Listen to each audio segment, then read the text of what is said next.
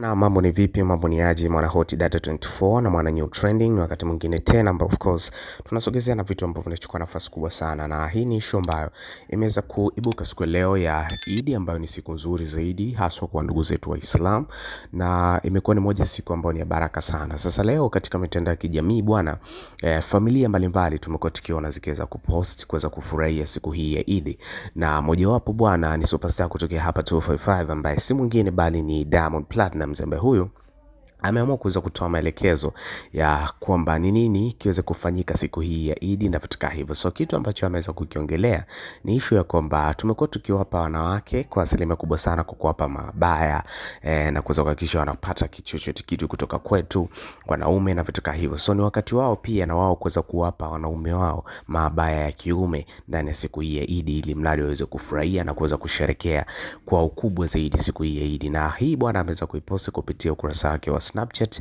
akiwa anaelezea namna gani ambavyo wanafikiria siku hii ya Eid itakavyokuisha na kuenda katika namna ambayo inakuwa ni kubwa zaidi. Kwa upande wako ikoje? Comment hapo chini, then tutaendelea kushare vitu mbalimbali na update mbalimbali ambazo zimeweza kutokea siku hii ya leo ya Eid Mubarak.